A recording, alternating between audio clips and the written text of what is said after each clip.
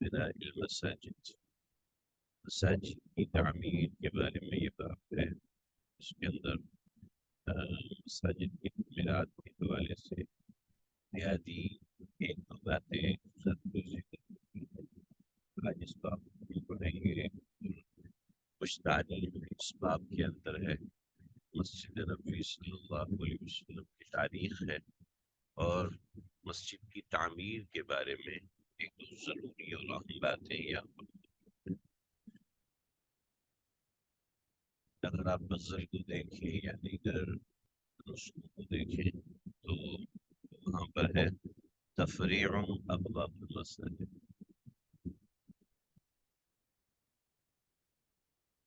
یہ والا باب ہے تفریع ابواب المساجد. Visibility is bad.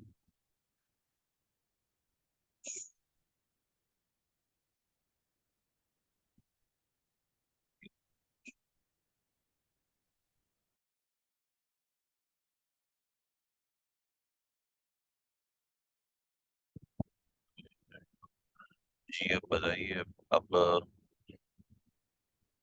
کیسی ہے بس.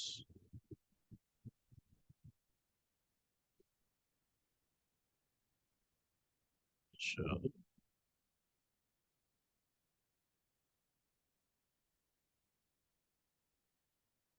آواز میں ڈسٹورشن ہے، شور ہے یا کیا کیا پرابلم ہے؟ آواز دور سے آ رہی ہے.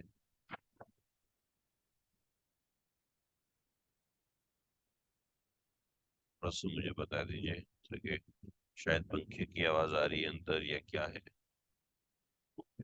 ٹھیک ہے جی. اصل میں بات یہ ہے کہ جو نماز کے حوالے سے جو تفصیلات ہیں وہ دو طرح کی ہیں. ایک نماز جو ہے وہ ازمنہ کے حوالے سے ہے، زمانے کے حوالے سے ہے.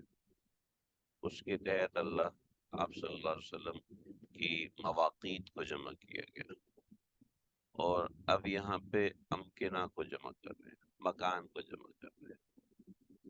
تو اس وجہ سے بعض حضرات نے ابواب جو ہے وہ تفریع ابواب المساجد یا تفریع ابواب المساجد یہ والا باب لے کر آئے ہیں. تو بس یہ بات ہو سکتی ہے دیگر نسخوں کے حوالے سے جو تھوڑی سی تبدیلی ہے وہ یہ ہے. وبالسند المتصل منا الى امام ابی داؤد.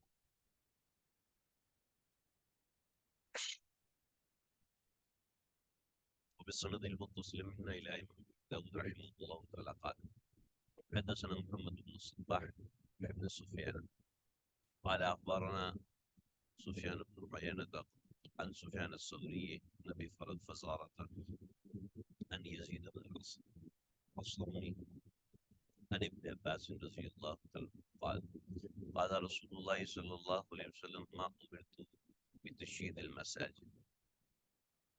آپ صلی اللہ علیہ وسلم نے ارشاد فرمایا کہ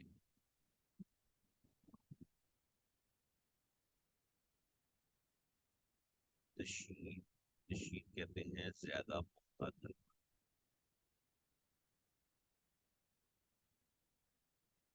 کہ مجھے حکم نہیں دیا گیا مساجد کو زیادہ پختہ کرنے کا یا مجھے مساجد کو زیادہ پختہ تعمیر کرنے کا حکم نہیں دیا گیا. مجھے مساجد کو زیادہ پختہ تعمیر کرنے کا حکم نہیں دیا گیا. اس کے اندر بہت سی آراء ہیں، بہت سی باتیں ہیں، بہت سی چیزیں ہیں کہ ما امرت بتشیید المساجد کے تشیید میں اصل معنی زیادہ پختہ کرنے کے ہیں، ورنہ تشیید کے اندر اور بھی بہت سے معنی ہیں. تشیید کے اندر رفع البنائی و تطویلی یہ بھی مسئلہ ہے. اس کے اندر بہت ساری ابحاث فقہا نے ذکر کی ہیں جس کا خلاصہ میں آپ حضرات کے سامنے ذکر کروں گا. ابھی ہم ایک دفعہ روایات پڑھ لیں تاکہ ہمارا اشکال اچھے سے واضح ہو جائے، تاکہ ہمیں سمجھ میں آ جائے کہ اس میں کیا ہے. تشیید کا معنی یہ نمبر ایک تو یہ ہوتا ہے زیادہ. نمبر دو رفع البنائی و تطویل، یہ تیسرا ہے. ٹھیک ہے. اور تیسرا معنی تجسیس البنا.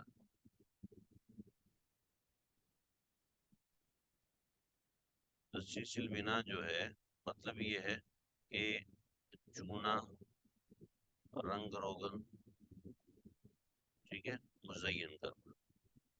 ٹھیک ہے. تو یہ تین قسم کے معنی تشہیر کے آتے ہیں. لیکن ایک بات ہے، اس بات کو میں انشاءاللہ آگے ذکر کروں گا. یعنی مطلب یہ ہے، یہ سارے ہی معنی، مطلب یہ ہے کہ مجھے زیادہ پختہ کرنے کا حکم نہیں دیا گیا. نمبر دو، مجھے زیادہ اونچی عمارت بنانے کی اور زیادہ اس کو اونچا کھڑا کرنے کا حکم نہیں دیا گیا. مجھے اس پر رنگ اور روغن کرنے کا حکم نہیں دیا گیا. قال ابن عباس، یہ دونوں میں نے ریڈ کی ہوئی ہے تاکہ آپ حضرات اس کو سمجھ سکیں. اس کا مطلب کیا ہے؟ اس کا معنی یہ ہے کہ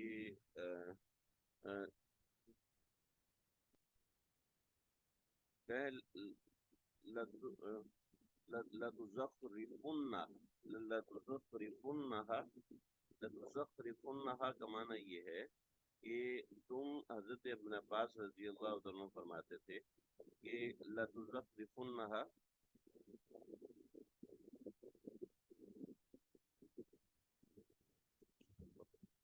کیسے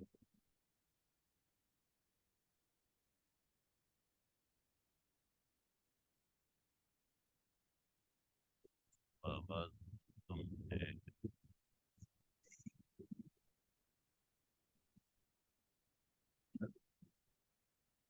میں فی الحال اس کو سمجھ نہیں پا رہا کہ آواز کی کوالٹی اس وجہ سے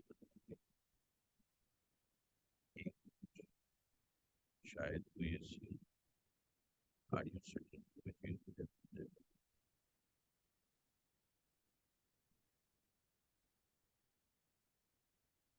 یہ آپ ایک منٹ جی، تجسیس سواد کے ساتھ ہے، اس کا مطلب ہے چونا لگانا، رنگ و روغن کرنا.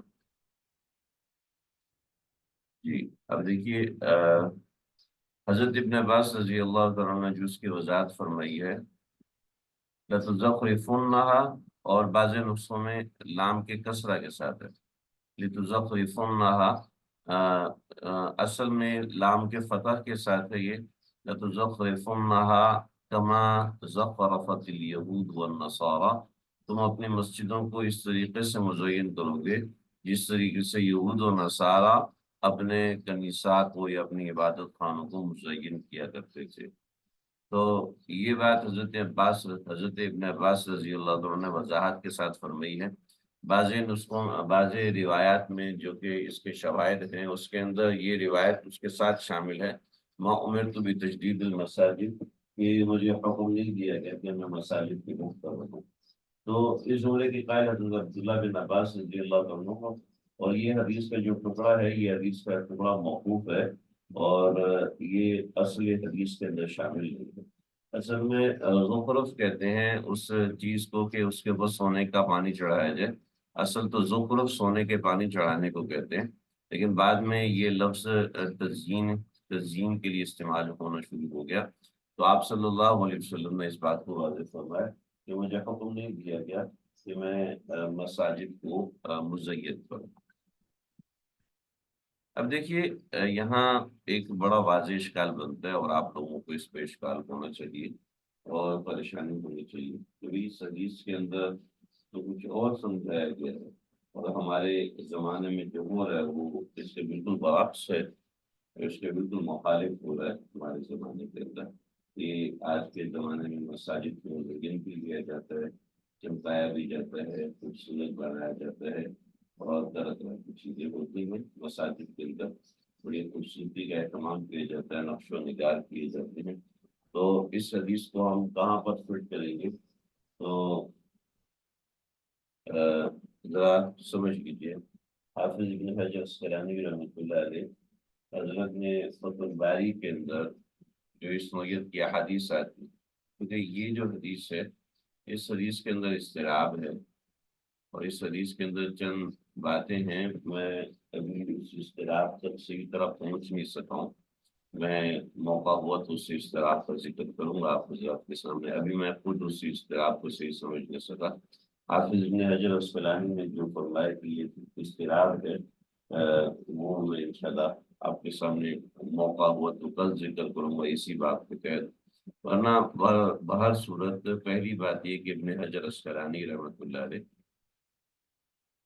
انہوں نے مطلقاً لکھا ہے تزیین المساجد بدعت. یہ تزیین المساجد، تزیین مساجد بدعت ہے اور مکروہ ہے. حنفیہ کے نزدیک تزیین کی رخصت ہے. وجہ اس کی یہ ہے کہ اس حدیث کا جو مرور کلام ہے کہ ما امرت بتشیید المساجد، کہ مجھے حکم نہیں دیا گیا کہ میں مسجدوں کو پختہ بنوں. تو تشیید کے اندر بہت سارے اعتبار، تجسیس بھی مراد ہو سکتا ہے، رفع البنا بھی مراد ہو سکتا ہے، پختہ زیادہ پختہ کرنا بھی مراد ہو سکتا ہے. لیکن عدم حکم عدم جواز کی مستلزم نہیں ہوتا. عدم الحکم لا يستلزم عدم الجواز، یا عدم الوجود لا يستلزم عدم الجواز. تو عدم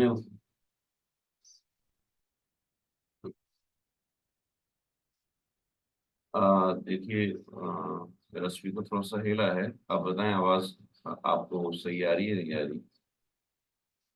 تو عدم الوجود ہی عدم الجواز لا يستلزم عدم الجواز. عدم الوجود لا يستلزم عدم الجواز، یہ عدم الوجود عدم جواز کے اوپر مستلزم نہیں ہوتا ہے. تو یہ یہاں پر یہ بات ہے. تو حضرت عباس رضی اللہ عنہ نے اس بات کا جو ذکر کیا بطور تنقید کے کیا یا کیا کیا، لیکن جب ہم اگلی روایت پڑھیں گے تو اس اگلی روایت سے ہمیں یہ بات واضح نظر آئے گی کہ اس حدیث سے کیا کرنا مراد ہے. حنفیہ جو اس کو جائز قرار دیتے ہیں اور رخصت دیتے ہیں وہ تعظیماً فرماتے ہیں. جیسے کہ ابن منیر رحمۃ اللہ تعالی شراح حدیث میں سے ایک بہت بڑا نام ہے. ابن المنیر رحمۃ اللہ تعالی علیہ فرماتے ہیں کہ جس طرح کے گھر ہوتے ہیں اس طرح مسجدوں کا حال ہونا چاہیے. اصل بات یہ ہے کہ ابتدائی اسلام کے اندر یہ جو چیزیں ہوا کرتی تھی یہ اتنا معنی نہیں رکھا کرتی تھی. ابتدائی اسلام میں تو اصل تھا عبادت کی طرف رخ تھا، تزئین اور آرائش کی طرف ان چیزوں کا رخ نہیں تھا. اس لیے کہ بنیادی چیزیں ہی اس زمانے میں نہیں ہوا کرتی تھی. جب بنیادی چیزیں ہی نہیں ہوتی تھیں تو پھر دوسری چیزوں کے اوپر زور دینے کا کوئی بات بنتی نہیں تھی. دوسری چیزوں کے اوپر جانے کی کوئی چیز ہوتی نہیں تھی کہ بنیادی طور پہ پانی نہیں ہے صحابہ کرام کے پاس، بنیادی طور پر کھانے کی کوئی چیز ہی نہیں ہے. تو اصل میں یہ حکم اس زمانے کے اعتبار سے تھا. وقت کے ساتھ ساتھ زمانہ بدلا اور حالات بدلے، اس کے ساتھ ساتھ یہ بات صحابہ کرام کے طرز عمل سے سامنے آئی. تو یقیناً نبی علیہ الصلوۃ والسلام کا جو عمل تھا وہ اس نوعیت کا تھا، اس طریقے کا تھا کہ آپ صلی اللہ تعالی علیہ وسلم نے صحابہ کرام کو ایسی تعلیم فرمائی ہوگی کہ ایسا نہیں ہے کہ گھر تو بڑے شاندار ہیں اور مسجد اس کے مقابلے میں کمزور ہونے لگے. اس کے حوالے سے میں ساری تفصیل ابھی آپ حضرات کے سامنے ذکر کروں گا. آپ انشاءاللہ دیکھیں گے، اس کا مشاہدہ کریں گے. یہ باب ہمارا بہت انٹرسٹنگ ہے. وبه قال حدثنا محمد بن عبد الله الخزاعي قال حدثنا حماد بن سلمة عن أيوب عن أبي قلابة عن أنس وقتادة عن أنس. ٹھیک ہے، ایک عن ابی قلابة عن أنس وقتادة عن أنس. ٹھیک ہے، یہ دو سنت. ان النبي صلی اللہ علیہ وسلم قال لا تقوم الساعة حتى يتباهى الناس في المساجد. حتى يتباهى الناس، یہاں تک کہ لوگ مساجد کے حوالے سے مقابلے کرنے لگے. یتباہ فخر کرنا، باہم فخر کرنا. لا تقوم الساعة حتى يتباهى الناس في المساجد، یہاں تک کہ لوگ مسجدوں کے بارے میں تباہی کرنے لگے۔ مسجدوں تباہی کرتے ہیں، ایک دوسرے کے مقابلے میں فخر کرتے ہیں، ایک دوسرے کے مقابلے میں فخر کرنے لگیں گے، اس وقت قیامت آئے گی۔ یہ تو وہی ہے جو اقبال نے کہا تھا، مسجد تو بنا دی شب بھر میں ایمان کی حرارت والوں نے، من اپنا پرایا پاپی ہے برسوں سے نمازی بن نہ سکے۔ مسجد کے اندر مقابلے بازی ہے، لیکن مسجد کی آبادی اور مسجد کے اندر جو کام ہے اس کے حوالے سے کوئی زور اور کوئی محاکمہ، کوئی مقابلہ اس نوعیت کی کوئی چیز نہیں ہے۔ تو یہ تباہ الناس، چلے شکر الحمدللہ۔ وبه قال حدثنا رجاء بن مرجع قال حدثنا ابو الهمام الدلال محمد بن محبب قال حدثنا سيد بن صائب عن محمد بن عبد الله بن عياض عن عثمان بن العاص رضی اللہ تعالیٰ عنہ ان النبی صلی اللہ علیہ وسلم امرہ، آپ صلی اللہ علیہ وسلم کو حکم دیا کہ یجعل مسجد الطائف، کہ مسجد طائف بناؤ، حیث کان تواغیتہم، جہاں پر ان کے شیاطین ہیں، جہاں ان لوگوں کے شیاطین ہیں وہاں پر آپ نے حکم دیا کہ تم جاؤ اور جا کے مسجد بناؤ۔ حضرت عثمان بن ابی العاص رضی اللہ عنہ کو فرمایا کہ مسجد جو ہے وہ اسلام کا قلعہ ہے، وہ اہل کفر کے قلعوں کے مقابلے میں ہونا چاہیے۔ جہاں ان کے شیاطین ہیں، جہاں ان کے شیاطین ہیں وہاں پر، جہاں ان کے بت، تواغیت ان کے بتوں کو کہتے ہیں، تو جہاں ان کے بت ہیں وہاں پر آپ صلی اللہ علیہ وسلم نے فرمایا کہ جا کر مسجد بناؤ۔ حضرت عثمان بن ابی العاص رضی اللہ عنہ یہ وہ صحابی ہے جن کو آپ صلی اللہ علیہ وسلم نے طائف میں عامل اور حاکم بنا کے بھیجا تھا، تو آپ صلی اللہ علیہ وسلم نے بت خانہ منہدم کر کے مسجد کی تعمیر کا حکم دیا۔ اس میں دیکھیے اوپر کی حدیث کے اشتراک کی چند وجوہات ہیں، ان میں سے ایک وجہ وہ یہاں پر ہم انشاءاللہ ابھی پڑھیں گے جو اس حدیث کے اندر آ رہی ہے۔ اصل میں یہ جو روایت ہے اس میں چونکہ نبی علیہ الصلوۃ والسلام کا تذکرہ خاص ہے تو اس وجہ سے یہاں پر ذکر کی جا رہی ہے، ادروائز اس روایت کے اندر آپ صلی اللہ علیہ وسلم کا رفع کچھ اس طرح سے ثابت نہیں ہے جس طریقے سے دیگر روایات میں۔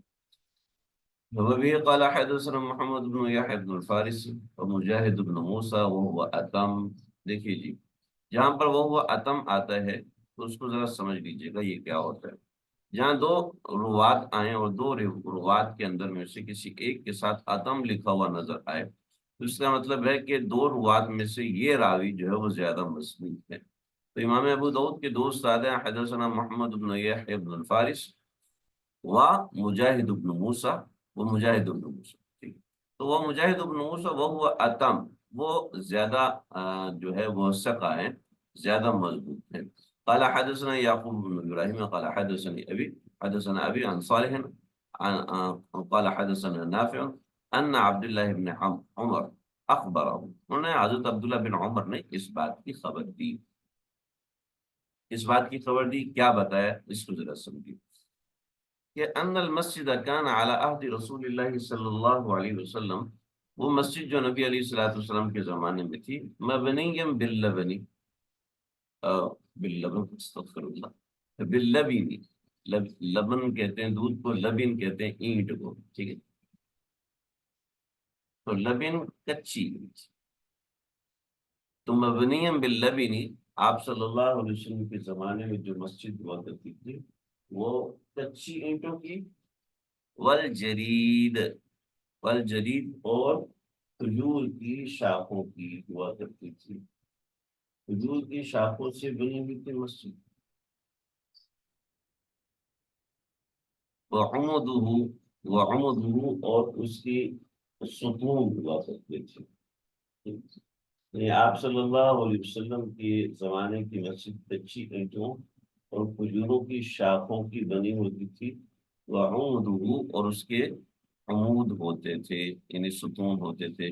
قال مجاہد، یہ مجاہد حضرت ابن عمر کے شاگرد ہیں، صحابی کے اندر ان کی تفصیل ہے۔ حضرت مجاہد نے بعض روایت کے مطابق 10 سال تک اور بعض روایت کے مطابق 7 سال تک حضرت ابن عمر کی خدمت میں رہے، تو عمودہ من خشب النخل، تو اس کے جو عمود ہوتے تھے، تو عمودہ کی تک حضرت ابن عمر کا بیان ہے، قال مجاہد، تو مجاہد نے اس کی وضاحت کی، عمودہ اس کے ستون، عمود کہتے ہیں ستون کو، عمودہ من خشب، من خشب النخل، جو کھجور ہے اس کے ستون ہوا، کھجور کے تنوں کے ستون ہوتے تھے۔ فلم یزید فیہ ابو بکر شیئا، حضرت ابو بکر نے اس میں کسی چیز کا کچھ بھی اضافہ نہیں فرمایا۔ وزاد فیہ عمر، حضرت عمر نے اس میں اضافہ فرمایا۔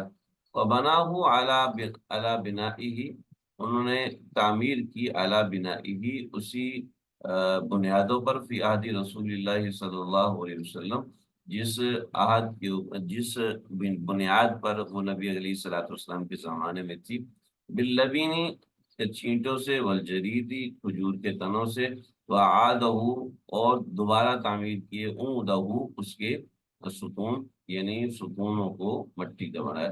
اور وقال مجاہد عمودہ خشبا، وہ بھی لکڑی کے تھے، وغیرہ عثمان، حضرت عثمان نے اس کو تبدیل کیا، فزاد فیہ زیادتا کثیرتا، اور اس میں زیادتی کی بہت زیادہ، وبنا جدارہ، اور اس کی دیواروں کو بنایا، بالحجارۃ المنقوشۃ والقصہ، بالحجارۃ المنقوشہ، منقش پتھروں سے، والقصہ، اور چونے سے، یہ تجسیس جو میں ذکر کر رہا تھا یہ وہی۔ وجعل عودہ، اور بنایا اس کے ستون، من حجارۃ منقوشۃ، پتھر کے جو منقش ستون تھے ان سے، وسقفہ بالساج، اور ساگوان کی، ساگوان ایک خاص قسم کی لکڑی ہوتی ہے، پہلے کھجور کے جو شاخیں تھی، جو کھجور کی شاخیں ہوا کرتی تھی، کھجور کی شاخیں ہوا کرتی تھی، ان شاخوں کو جوڑ جوڑ کے چھت بنائی گئی تھی، کھجور کی شاخوں کو ایسے جوڑ کر چھت بنائی ہوئی تھی، وہ چھپر بنا ہوا تھا، یوں جوڑ جوڑ کے چھت بنائی ہوئی تھی۔ حضرت عثمان نے ساگوان کی چھت بنائی، ساگوان ایک لکڑی ہے، ان لکڑیوں کو جوڑ جوڑ کے یہ چھت بنائی، اس لیے کہ اس وقت مدینہ کے گھروں میں بھی اس طرح کی تبدیلی آ چکی تھی، تو اس طرح کی لکڑی سے چھت بنائی۔ قال مجاہد وسقفہ الساج، یعنی اس کو مضبوط بنایا، چھت کو بنایا ساج کے ذریعے، ساگوان کی لکڑی کے ذریعے سے۔ قال ابو داؤد القصۃ الجس، الجس، القصۃ الجس، یہ تجسیس ہے جو میں نے یہاں پر ذکر کیا، تھوڑی سی ایک اور لائن برداشت کریں، اور یہاں پر بہت زیادہ آج ہمارا ہو گیا، لکھنا بہت زیادہ ہو گیا، تو امید ہے آپ حضرات کو یہ بات سمجھ میں آ گئی ہوگی۔ میں چاہوں گا کہ ہم اس کو تھوڑا سا، اس سے ایک ہم مشاہدہ اس کو سمجھ لیں کہ کس طریقے سے ہے، کیونکہ میرا اس میں بڑی دلچسپی ہے، اور میرا جی چاہتا ہے کہ اس کے اوپر ہم کام کریں، اور اہل مدینہ نے ماشاءاللہ اس کے اوپر کام بھی کیا ہے، تو اس کو آپ حضرات اس کو سمجھیے گا، انشاءاللہ آپ کو اس کے حوالے سے کافی مزہ آئے گا۔ ایک منٹ رکیں، میں ساتھ ساتھ آپ کو بتاتا رہوں گا کہ اس میں کیا سسٹم۔ یہ دیکھیں، اس زمانے میں مسجد نبی صلی اللہ تعالی علیہ وسلم جو تھی وہ اس طریقے کی تھی۔ جب ایک ہجری، یعنی یکم ہجری میں آپ صلی اللہ علیہ وسلم کی جو مسجد تھی وہ اس طرح کی تھی، یہ مدینہ المنورہ کے اندر کی جگہ بنی ہوئی ہے، اور اس کے اندر یعنی اس طریقے سے ہے کہ یہ نقشہ مسجد نبی کے، آپ ریلوے اسٹیشن کی طرف جائیں مسجد، تو وہاں پر ایک میوزیم تھا جو کہ ابھی ختم ہو گیا، میں نے یہ ویڈیوز وہاں سے بنائی تھی، اور اس مقام پہ اس طرح بنا ہوا ہے کہ یہ دیکھیے، ایک ہجری میں قبلہ بیت المقدس کا، رخ بیت المقدس کی طرف ہو، اور یہ اصحاب صفہ کا چبوترا، اصحاب صفہ کا چبوترا تھا، تو یہ آپ صلی اللہ علیہ وسلم کا تھا۔ تھوڑا سا اس کے اندر میں آپ کو سمجھانا چاہوں گا کہ یہ جو گھر ہے اس کا یہ دروازہ بالکل صحیح ہے، لیکن یہ جو گھر اس طریقے سے بنایا ہوا ہے، اصل میں یہ گھر اس طریقے سے اور یوں کر کے گھر بنے ہوئے ہیں آپ صلی اللہ علیہ وسلم کے ازواج مطہرات کے، صاحب نے بھی لکھا ہے، اور دیگر روایات کو اگر آپ سمجھیں گے تو بھی اس میں اس طرح کی بات ہے، اپنی مواقیت صلات کو سمجھا تھا، اس میں بھی یہ سمجھنے کی ضرورت ہے یہ حجرہ عائشہ ہے، تو یہ حضرت سودا کا حجرا ہے، تو اس طریقے سے آپ کا گھر مبارک تھا۔ تو یہ تھوڑا سا مسجد نبوی یہ پہلی ہجری میں یہ چیز تھی۔ اب اس کو ذرا دیکھیے کہ اس کے اندر کیا کیا چیز آتی ہے۔ تو یہ اب تھوڑا سا آپ کو موبائل الٹا کر کے دیکھنا پڑے گا تاکہ آپ کو صحیح سے سمجھ میں آئے، الٹا مطلب دوسری طرف سے کر کے دیکھنا پڑے گا۔ تو یہ حجرہ عائشہ ہے جس کے اوپر ہمارا فوکس ہے، اور یہ ستون ہے، یہ چھت ہے، اس طریقے کی چھت ہوا کرتی تھی آپ علیہ الصلوۃ والسلام کے زمانے مبارک کے اندر۔ مسجد نبوی کا یہ تھوڑا سا ایک طریقہ کار تھا۔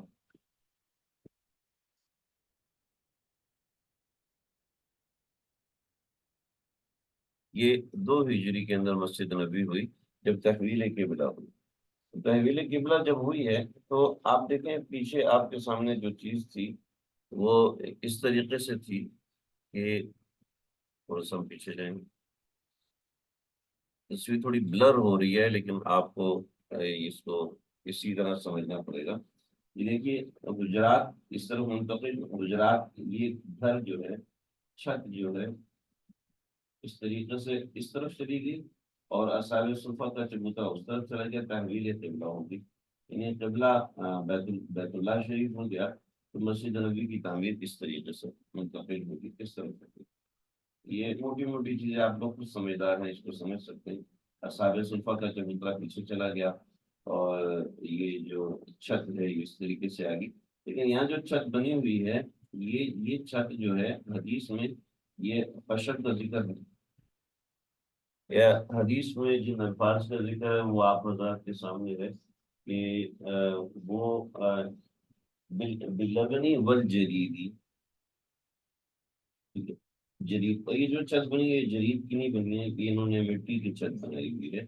تو اس سے یہ بات جو سمجھ میں آتی ہے وہ یہ ہے کہ نیچے کھجور کی چھال تھی، ٹھیک ہے، نیچے کھجور کے پتے تھے، اور پھر اس کے اوپر اس کو لیپ کیا ہوا تھا، تو اس طریقے سے مٹی کی چھت بنی ہوئی تھی، اور لیکن جب بارش زیادہ ہوتی تھی تو یہ جو ہے اس میں پانی وغیرہ آنے لگتا تھا، تو اس طرح کی چیز تھی۔ تو یہ مسجد نبی صلی اللہ علیہ وسلم، اور یہ اگر آپ موبائل تھوڑا سا گھما کے دوسری طرف سے دیکھیں تو آپ کو مکمل ایک صورت نظر آئے گی، اصحاب صفہ کا چبوترا، یہ چھت ہے، اور یہ گھر مبارک ہے۔ تو یہ کچھ تھوڑی سی موٹی موٹی تفصیلات ہیں جس سے امید ہے آپ حضرات کو یہ اچھے سے سمجھ میں آئے گا کہ اس زمانے میں مسجد نبوی 2 ہجری میں کس طریقے سے مٹی کے لیپ کی وجہ سے پکا لگ رہا ہے، ہاں پکا نہیں ہے، مٹی کے لیپ کی وجہ سے ایسا لگ رہا ہے کہ پکا ہے۔ پھر اس کے بعد تھوڑا سا ہم آئیں گے 7 ہجری، یہ 7 ہجری کی مسجد نبوی کی تعمیر ہے خیبر کے بعد۔ آپ صلی اللہ علیہ وسلم کے ازواج مطہرات کی تعداد زیادہ ہو گئی تھی، تو یہ گھروں کی تعداد بھی زیادہ کر دی۔ میں نے ذکر کیا جیسے کہ آج کے لیے حجرہ عائشہ سے دیکھا ہے، یہاں پر آپ علیہ الصلوۃ والسلام مرحوم ہیں، اور اس کے بعد یہ آگے حجرہ سودا ہے، اور ایک میں ویڈیو آپ حضرات کو بھیجوں گا مدینہ منورہ 3 ہجری کے حوالے سے، اس میں ایک صاحب آتے ہیں یہاں پہ داخل ہوتے ہیں، پھر یہاں پہ آتے ہیں کعبہ مبارک کو دیکھتے ہیں، اور پھر اس کے بعد یہاں سے باہر نکلتے ہیں، تو یہ ایک چھوٹی سی گلی ہے، یہ بنانے میں کچھ ایسی چیز ہے، ایک چھوٹی سی ایک گلی ہے، اور اس کے بعد دیگر حجرات آتے ہیں کچھ اس طریقے سے، لیکن اس کے بعد یہاں پہ حجرہ عائشہ ہے، حجرہ سودا ہے، اور یہاں پر حضرت حفصہ کا حجرہ، جس جگہ آج ہم کھڑے ہو کے صلاۃ السلام، اس جگہ کھڑے ہو کے ہم لوگ صلاۃ السلام پیش کرتے ہیں، مرد حضرات یہاں کھڑے ہو کے صلاۃ السلام پیش کرتے ہیں، اور یہاں سے پھر باہر نکل جاتے ہیں، یہاں حجرہ حفصہ رضی اللہ عنہ، حضرت حفصہ کا حجرہ تھا، جہاں پر حضرت جعفر کا گھر تھا۔ تو یہ تھوڑی سی ہے آپ حضرات کے ذہن میں ہونی چاہیے۔ تو حدیث پڑھ رہے ہیں تو حدیث کی مناسبت سے یہ چیز ہونی چاہیے. تو یہ آپ کو نیچے جو ہے اس میں سنگریزے نظر آ رہے ہیں، یہ سب چیزیں مدینہ میوزیم کے اندر بنا ہوئی ہیں. تو یہ دروازہ ہے جس سے آپ صلی اللہ علیہ وسلم گھر میں داخل ہوتے تھے، اس دروازے کو فوکس کیا ہوا ہے. یہ دروازہ فوکسڈ ہے. اور اس دروازے کے بالکل ادھر حضرت حفصہ کا گھر تھا، جو یہاں سے حضرت حفصہ کا گھر تھا، اور ادھر حضرت ابو ایوب انصاری کا گھر تھا. یہاں سے حضرت عثمان کا گھر شروع ہو رہا تھا رضی اللہ تعالیٰ عنہ. تو یہ چھوٹی چھوٹی باتیں ہیں مسجد نبوی کی تعمیر سے متعلق. یہ دیکھیں، یہ یہ جو ہم عمد کا ذکر ہے، یہ عمد ستون کو بھی کہتے ہیں، اور عمد جو ہے وہ اس کو بھی کہتے ہیں، بیم کو بھی کہتے ہیں، جو درمیان میں بیم آتی ہے. تو یہ بھی علم کے طریقے سے میرا سمجھ میں آ رہی ہوگی. اور اللہ تعالیٰ اس میں دلچسپی بھی محسوس ہو رہی ہو کہ کس طریقے سے وہ اس زمانے میں معاملات ہوا کرتا تھا. تو یہ عمد کے اندر دو قسم کی چیزوں کا اطلاق ہوتا ہے. یہی سلقہ بنتا ہے، جب تک انسان جس چیز کو دیکھتا ہے اس طرح کی. اچھا، یہ میں نے آپ کے سامنے ذکر کیا کہ عمد کے اندر دو قسم کی چیزیں آتی ہیں. تھوڑا سا پیچھے آئیں گے ہم، یہ دیکھیں. ایک عمد یہ بھی ہے، اور اس کو عربی میں کچھ اور بھی کہتے ہیں، لیکن یہاں پر بس اتنا سمجھ لیجیے، اتنا انشاءاللہ سمجھنا کافی ہوگا. تو یہ چیز ہے. اس کے بعد آپ صلی اللہ علیہ وسلم کے وصال کے بعد جو مسجد نبوی تھی، اس میں تھوڑی سی تبدیلی ہوئی. اور تھوڑی سی جو تبدیلی ہوئی وہ یہ تبدیلی ہوئی کہ مسجد نبوی کی تعمیر نو ہوئی، اور آپ کے سامنے یہ تبدیلی ہے. تو وہ تبدیلی کیا ہے کہ جو حجرات مبارک ہیں ان کو ضم کر دیا گیا. جتنے بھی حجرات تھے اس کو اس کے اندر ضم کیا گیا. اور یہ اس طریقے سے تعمیر آپ کے سامنے ہے کہ سامنے ایک چھپر سا بنا ہوا ہے، اس میں اس طرح 11 سے 13 ہجری میں یہ جو معاملہ ہے یہ اس طریقے سے ہے.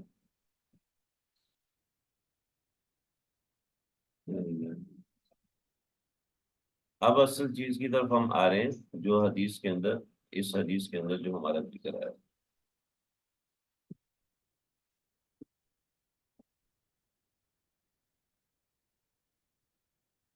یہ دیکھیے، حضرت عمر بن خطاب رضی اللہ عنہ کے زمانے میں جو ہوا. اچھا، مجھے پیچھے بتانے میں تھوڑی سی غلطی ہوئی. ابھی انہوں نے یہ جو تعمیر ہمارے سامنے رکھی ہے، اس کے اندر حجرات کا انہوں نے ذکر ایک طرف کر دیا. انہوں حجرات کا باقاعدہ باب ہے، اور باقاعدہ باب کے اندر یہ دیکھیے یہاں پر حضرت عمر رضی اللہ عنہ نے جو توصیف فرمائی ہے وہ مسجد نبوی کے، مجھے ابھی موقع نہیں مل سکا. یہاں پر نا باقاعدہ مسجد نبوی میں آج ستون بنے ہوئے، باقاعدہ یہ ستون بنے ہوئے تقریباً 12 ستون. مجھے صحیح سے یاد نہیں کتنے ہیں، تقریباً 12 ستون ہیں. یہ شوق ہونے کا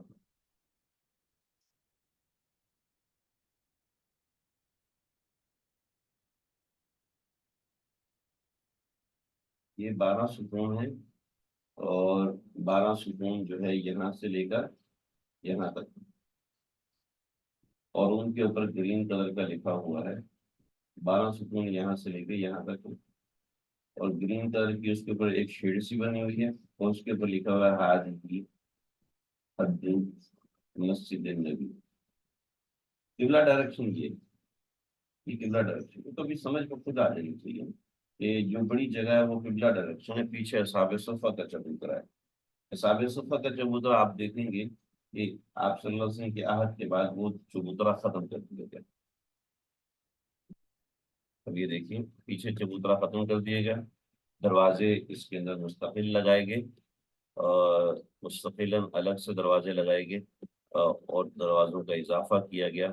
اب یہ حضرت عمر رضی اللہ عنہ کی توسیع ہے جس کے اندر مسجد نبوی کو دوسری طرف سے یہ قبلہ رخ ہے.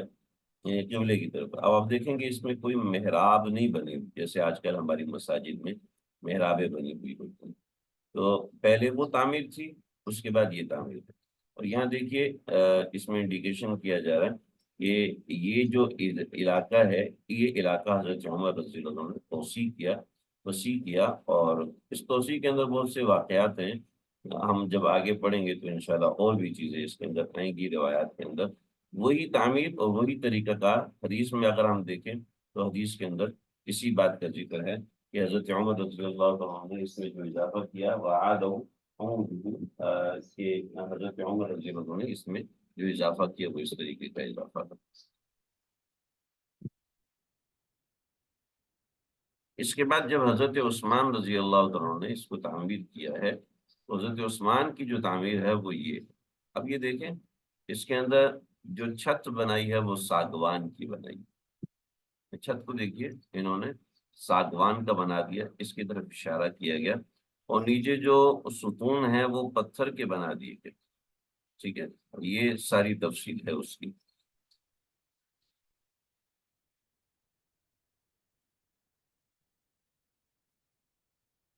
یہ حضرت عثمان رضی اللہ عنہ کی تعمیر ہے، اور حضرت عثمان کی تعمیر کے بعد پھر یہ آگے مختلف تعمیرات ہوئی۔ ہماری یہ جو حضرت عثمان کی تعمیر ہے، ہمارا سبق اسی تک محدود ہے، اور اسی تک ہمارا سبق متعلق ہے۔ البتہ آپ حضرات کی دلچسپی کے لیے اور خود میری ذاتی دلچسپی کے لیے یہ میں آپ حضرات کے سامنے ذکر کر رہا ہوں کہ مسجد نبوی کی تعمیر پھر آگے اس طریقے سے بڑھی ہے کہ یہ کچھ محدود رقبہ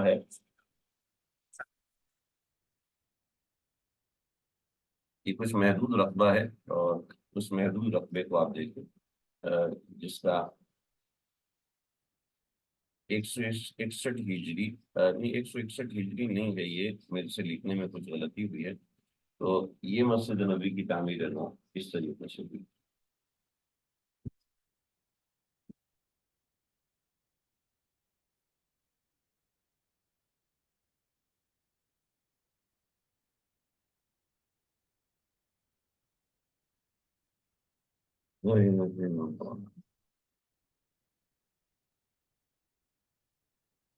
یہ دیکھیے یہ تعمیر مجیدی ہے، اور تعمیر مجیدی اس طرح کی ہے، یہ وہاں پہ بنی ہوئی ہے ساری، اس کی تاریخیں بھی لکھی ہوئی ہیں مجھ سے یہاں تاریخ میں تھوڑی سی، یہ 888 یعنی 888 ہجری یہ اس وقت کی تعمیر ہے۔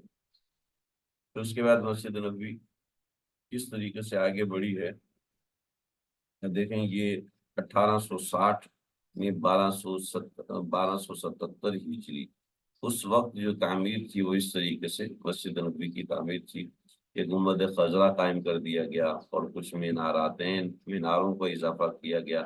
وہاں بہت ساری تفصیل ہے، اس دفعہ جو میں نے ویڈیوز بنائی ہیں وہ اصل میں میرا موبائل ڈیٹا کچھ متاثر ہوا ہے، تو اس متاثر ہونے کی وجہ سے وہ میں آپ کے سامنے یہاں پیش کر نہیں پا رہا ہوں۔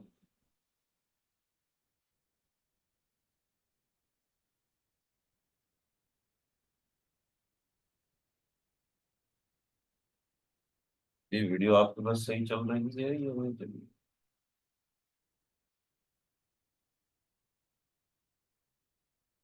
جی ہاؤسز ملٹی اس میں کر دیے گئے تھے، بٹ اس میں اس کی وہ بہت پہلے ہو گیا تھا، ٹھیک ہے، وہ کافی وقت پہلے ہو گیا تھا، حضرات صحابہ نے منع بھی کیا تھا اس کو شامل نہ کرے، ولید بن عبد الملک نے اس کو کیا تھا، اس میں شامل کیا تھا، لیکن یہ ہے کہ وہ وقت کے ساتھ ساتھ ایسا ہوا۔ پھر مسجد نبوی کی تعمیر جو آل سعود نے کرنا شروع کی وہ اس طریقے سے ہوئی۔ آل سعود نے تعمیر کرنا شروع کی تو دیکھیں اس قدر محدود مسجد تھی، صرف یہ اتنا سا ایریا تھا، یہ آپ کے سامنے قبلہ رخ ہے، اور اس میں خوبصورتی جو مزین ہے۔ آج آپ مسجد نبوی میں جائیں تو قدیم مسجد کے اندر آپ کو یہ چیزیں ملتی ہیں، تھوڑا سا اس پہ غور کریں گے تو یہ چیزیں آپ کے سامنے آئیں گی، قدیم مسجد کا یہ چیزیں حصہ ہیں، اور قدیم مسجد میں اس طرح کی چیزیں آپ کو نظر آتی ہیں۔ اللہ کرے یہ ویڈیو آپ کے پاس صحیح سے چل رہی ہو، میں انشاءاللہ اس کو گروپ میں بھی بھیج دوں گا تاکہ آپ حضرات اس سے مستفید ہو سکیں۔ یہ میری اپنی بنائی ہوئی ہیں، اور میں نے خود وہاں مدینہ میوزیم کے اندر یہ تصویریں بنائی ہیں، میرے پاس یہ صحیح چل رہی ہے، لیکن جو دوسرا میں چیک کرنے کے لیے اپنے ساتھ رکھتا ہوں اس کے اندر یہ تھوڑی گڑبڑ کر رہی ہے، اللہ نہ کرے آپ لوگوں کے پاس بھی ایسے ہی چل رہا ہو، بٹ کوشش ہے۔ تو یہ سلطان عبد المجید ثانی کی یہ تعمیر ہے، اور سلطان عبد المجید ثانی نے مسجد نبوی کو ایسے تعمیر کیا تھا 1952، یعنی 1906 سے لے کے 1952 تک مسجد نبوی کی ایک اور تعمیر نو ہوئی ہے، جس میں کچھ اضافہ کیا گیا مسجد نبوی کے اندر۔ تو وہ جو تعمیرات ہیں وہ یہ ہیں جو کہ آج موجود ہیں 1919 سے لے کے 2005 تک۔ 2005 تک مسجد نبوی کی یہ تعمیر ہو چکی تھی، اور جو آج اسی نوعیت پہ مسجد نبوی کی تعمیر ہے، اور وہ یہ ہے آپ دیکھ رہے ہیں کہ یہاں پر جو قدیم مسجد ہے، وہ اتنی سی رہ جائے۔ نبی علیہ الصلوۃ والسلام کے زمانے میں جو مسجد تھی وہ بہت اتنی تھی۔ پھر اس میں حضرت عمر کا اضافہ یہ ہو گیا، اور پھر آگے وقت کے ساتھ حضرت عثمان نے اسی کو مضبوط کیا، حضرت عثمان نے کچھ مزید اضافہ کیا، حضرت عمر کا اضافہ اس لائن تک، اور حضرت عثمان کا اضافہ اس لائن تک۔ جب اس لائن تک حضرت تو یہ محراب عثمانی بن گئی، اور یہ اللہ کرے گا میری اس دفعہ حاضری ہوگی تو میری پوری کوشش ہوگی میں کچھ ایسی ویڈیوز بناؤں جس میں آپ کے سامنے اس تعمیر کو میں رکھوں تاکہ آپ کو یہ چیز سمجھ میں آئے۔ تو یہ حضرت اچھا میرے ایک میں تھوڑا دوبارہ سمجھا تھا، یہ ویڈیو ایسی ہے، آپ صلی اللہ علیہ وسلم کے زمانے میں جو مسجد تھی وہ اتنی تھی، حضرت عمر نے اس کی توسیع فرمائی، اور توسیع فرما کے مسجد کو اتنا بڑھا دیا، اور یہاں سے اتنا بڑھا دیا۔ حضرت عثمان رضی اللہ عنہ نے مسجد کو مزید ایکسٹینڈ کر دیا، اتنا بنا دیا اور تھوڑی سی تبدیلیاں کر دی۔ پھر اس کے بعد بڑھتے بڑھتے آل سعود نے مسجد کو اس طرح کر دیا، مینار وغیرہ اس میں اضافہ کر دیا، یہ اضافہ ہو گیا۔ حضرت عثمان نے مینار کا اضافہ نہیں کیا، حضرت عثمان نے کوئی محراب نہیں بنایا، بس حضرت عثمان نے چھت کو مضبوط پکا کر دیا، اور ستون جو تھے وہ پتھر کے کر دیے۔ پھر مسجد نبوی میں 2 مرتبہ آگ لگ گئی تھی، آگ کے بعد پھر اس کو یعنی گنبد بھی چل گیا تھا، گنبد خضرا جو اس وقت جو نیلے رنگ سفید رنگ کا گنبد تھا، اس کو نیلا رنگ کر دیا گیا، اور اب اس کو سبز رنگ ہے۔ تو پھر آل سعود نے یہ اضافہ کیا، یہ ایکسٹینشن ہے، یہ سعودی ایکسٹینشن ہے آل سعود کی حکومت آنے کے بعد۔ تو یہ مسجد نبوی کی ایک چھوٹی سی ہسٹری ہے جو آپ حضرات کے سامنے حدیث کا طالب علم ہونے کے ناطے ہونی چاہیے، میں یہ سمجھتا ہوں کہ ہونی چاہیے، اللہ کرے آپ لوگ بھی یہ سمجھیں۔ تو یہ سین ساتھ شامل کر دیے گیا، نیچے پارکنگ شامل کر دی گئی، اور اس طرح کی چیزیں بنائی گئی۔ تو یہ مسجد نبوی آج کے زمانے کی مسجد نبوی ہے، تو اس کے اندر یہ ساری چیزیں ہیں جو آج مسجد نبوی اب جس حالت میں ہے وہ یہ ہے۔ تو یہ ایک چھوٹی سی مسجد نبوی کی تاریخ تھی جو میں چاہ رہا تھا آپ حضرات کے سامنے اس کو رکھوں۔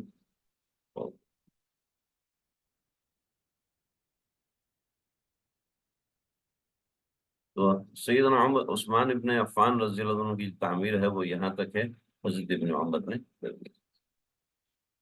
گنبد اور مینار حضرت عثمان کے دور میں نہیں، حضرت عثمان کے دور میں نہیں ہوئے، میں ویڈیوز آپ کو بھیج دیتا ہوں، آپ اس میں سن لیجئے، آپ کو سمجھ میں آ جائے۔ جب نماز پڑھتے تھے تو لیفٹ کی طرف روزہ رسول صلی اللہ علیہ وسلم آتا ہے، جی ہاں بالکل لیفٹ کی طرف روزہ رسول صلی اللہ علیہ وسلم آتا ہے، کہ اسی مٹی اور کھجور کے پتوں سے نہیں، حضرت عثمان دیکھیں، حضرت عثمان رضی اللہ عنہ نے جو بنایا تھا وہ کیا تھا، فزاد فیہ وغیرہ عثمان، حضرت عثمان نے اس کو تبدیل کیا، فزاد فیہ زیادتاً کثیرتاً، اور بہت زیادہ اضافہ کیا، وبنا جدارہ، اور میں نے آپ کو دکھایا اس تصویر کے اندر، وبنا جدارہ، اور اس کی جو جداریں ہیں ان کو بنایا بالحجارتی، پتھر سے، المنقوشتی جو کہ منقوش تھے، القصتی جو کہ مزین تھے، وجعل عمده من حجارة منفوشة، اور جو ستون بنائے پہلے کس کے تھے؟ پہلے جو ستون تھے وہ کیا تھے؟ وعمده من خشب نخل، ٹھیک ہے، اور وعاده عمده، ٹھیک ہے، وعمده خشبا، لکڑی کے تھے، یعنی کھجور کے تنوں کے تھے۔ وہ آپ سنتے ہیں نا کہ استوانہ نانا ہے وہ شروع کر دیا، تو یہ تو وجعل عمده من حجارة منفوشة، یہ حضرت عثمان رضی اللہ عنہ کی توصیہ ہے۔ وسقفه بالساج، اور جو چھت تھی اس کی ساگوان کی تھی، وہ ابھی ہم نے ویڈیو میں دیکھا کہ چھت حضرت عثمان کے زمانے میں جو تھی وہ تبدیل ہو گئی۔ اس کو ذرا ایک دفعہ پھر دیکھیں گے ہم، تاکہ آپ کو سمجھ میں آ جائے کہ حضرت عثمان کے دور میں جو تعمیر ہوئی ہے، حضرت عمر کے دور میں جو تعمیر ہے وہ کس طریقے سے ایکسٹینڈ ہے، یہ اس طریقے سے ایکسٹینڈ، یہ ایکسٹینڈ ہے۔ حضرت عمر کے دور میں یہ تھوڑا سا اس چیز کا اضافہ ہو۔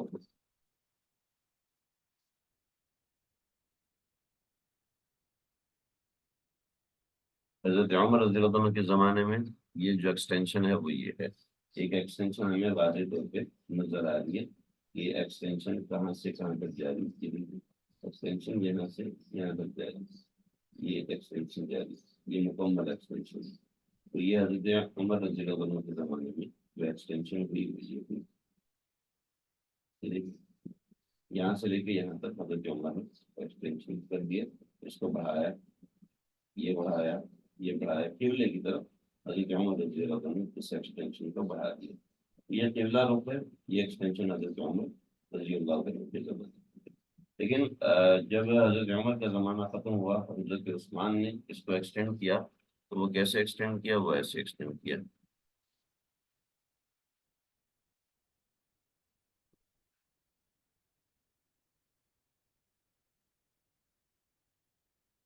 یہ 29 ہجری میں حضرت عثمان بن عفان رضی اللہ عنہ نے اس کو ایکسٹینڈ کیا، تو ایسے ایکسٹینڈ کیا۔ یہ جو چھت بنائی ہے یہ ساگوان کی چھت بنائی۔